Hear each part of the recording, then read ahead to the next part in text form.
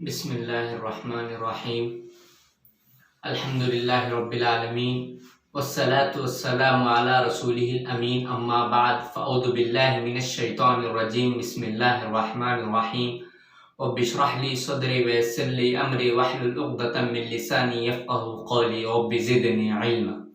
سب سے پہلے اللہ رب العالمین کا میں شکر ادا کرتا ہوں۔ معزز ناظرین، آج میری تقریر کا عنوان ہے ناکامی، فیلئر۔ ویسے دیکھا جائے تو ہر انسان ناکام ہوتا ہے۔ ناکامی زندگی کی ایک حقیقت ہے۔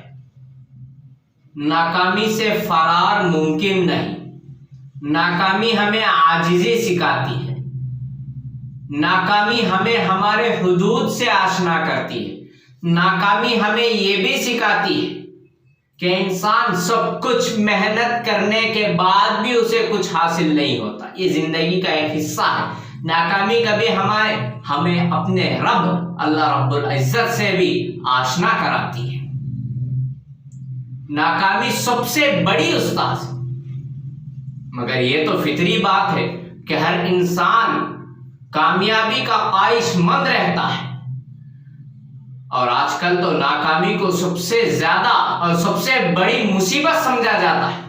ہاں، ناکامی تکلیف دہ ضرور ہے، مگر یہی چیز آپ کو کامیابی کی طرف گامزن کرتی ہے۔ ناکامی کی وجہ سے آپ کو کامیابی کے درپیش رکاوٹیں معلوم ہوں۔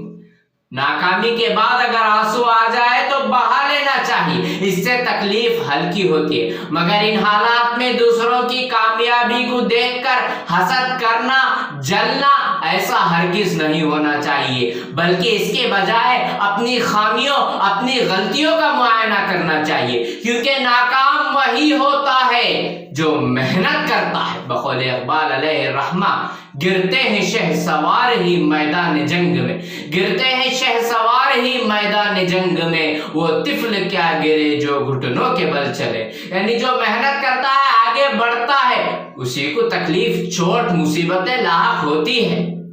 آپ تاریخ پڑھ لیجئے، ہر کامیاب انسان کے پیچھے بے شمار ناکامیاں، بلکہ ناکامیوں کی عظیم داستانیں موجود رہیں۔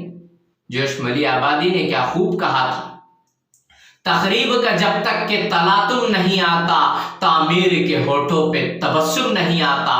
یعنی جب تک خرابیاں، تکالیف، مصیبتیں آئیں گی تو ہی انسان نکھر سکتا ہے، آگے بڑھ سکتا ہے۔ سونا نہیں تپتا، کندن نہیں بنتا، جو گھن نہیں کھاتا، آہن نہیں بنتا۔ کبھی کبھی ناکامی اسباب و وسائل کے کمی سے نہیں، بلکہ قوت فیصلے کی کمی اور غلط جذبات کی وجہ سے ہوتی ہے۔ ہمیں چاہیے کہ ہم اپنے قوت فیصلے کو مضبوط کریں اور قوت ایمانی کو پیدا کریں، اللہ پر بھروسہ پیدا کریں۔ آپ صلی اللہ علیہ وسلم کی سیرت کو پڑھ کر دیکھ لیجیے۔ مکہ چھوڑنا پڑا، مکے سے ہجرت کرنا پڑا، بدر و احد جیسے لڑائیوں میں معمولی سی تعداد کے ساتھ شریک ہونا پڑا۔ عمرہ حدیبیہ، صلح حدیبیہ کا موقع آیا، جب عمرے کے لیے نکلے آپ صلی اللہ علیہ وسلم تو روک دیا گیا، اور شرائط کچھ ایسے تھی کہ اکثر صحابہ کو ناگوار محسوس ہوئی۔ حضرت عمر رضی اللہ عنہ جیسے جلیل القدر صحابی کے صبر کا پیمانہ لبریز ہو گیا، کیونکہ شرائط ہی کچھ ایسے تھے کہ اگر کوئی مسلمان مرتد ہو کر مشرکین مکہ کے پاس واپس چلے جائے تو وہ اسے نہیں لوٹائیں گے۔ ہاں، وہی اگر کوئی مشرک اسلام لا کر مدینہ آ جائے تو مسلمان اسے واپس پہنچا دیں گے۔ اسی طرح اس سال عمرہ نہیں کریں گے، اگلے سال عمرہ کریں گے، اور بھی اس طرح کے کئی شرائط۔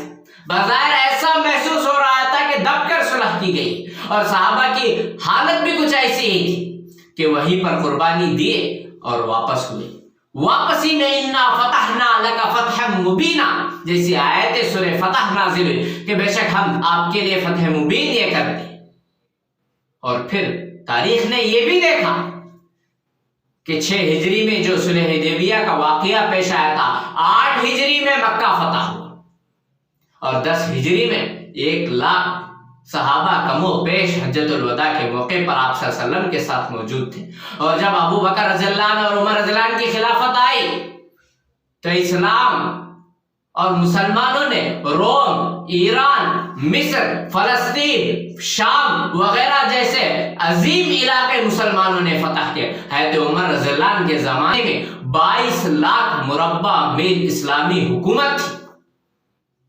ناکامی یہ تو ہو سکتی ہے، لیکن ناکامی کے بعد کامیابی کی طرف آگے بڑھنا، ناکامی کے بعد اثر نو شروعات کرنا، ناکامی کے بعد نئے سرے سے نئی امیدوں کے ساتھ آگے بڑھنا، یہی تو اصل کامیابی کی ضمانت ہے، یہی تو اصل حقیقت ہے۔ اسی وقت تو ہمیں آزمایا جائے گا، کیونکہ ناکام ہونے کے بعد ہمت توڑ دینا یہ اصل نہیں، بلکہ ناکام ہونے کے بعد اثر نو محنت کے ساتھ، جہد مسلسل کے ساتھ، قوت ایمانی کے ساتھ کامیابی کی طرف آگے بڑھنا یہی اصل ہے۔ اور اللہ تعالیٰ ہماری محنتوں کو کبھی بیکار ضائع نہیں کرے گا، کیونکہ خود سورہ نجم میں فرماتا ہے، آیت نمبر 39 وَأَن لَيْسَ لِلْإِنسَانِ إِلَّا مَا سَعَىٰ وَأَنَّ سَعْيَهُ سَوْفَ يُرَىٰ ثُمَّ يُجْزَاهُ الْجَزَاءَ الْأَوْفَىٰ، اور نہیں ہے انسان کے لیے مگر وہ چیزیں جو اس نے محنت کی ہے، اور جو اس کا محنت ہے وہ پورا دکھایا جائے گا۔ ثُمَّ يُجْزَاهُ الْجَزَاءَ الْأَوْفَىٰ، اور اس کو پورا بدلہ دیا جائے گا۔ ان آیتوں کے پس منظر میں ہمیں یہی ملتا ہے کہ اگر ناکامی ہے تو ہمیں تسلیم کرنا پڑے گا، کیونکہ ناکامی کو تسلیم کریں گے تو اس کے اسباب اور کیا خامیاں ہیں اس کو دیکھ کر ہم نئے جہد کے ساتھ اور اثر نو تعمیر کی طرف توجہ دیں گے۔ اقول قولی ھذا استغفر اللہ لی ولکم ولسائر المؤمنین۔ السلام علیکم۔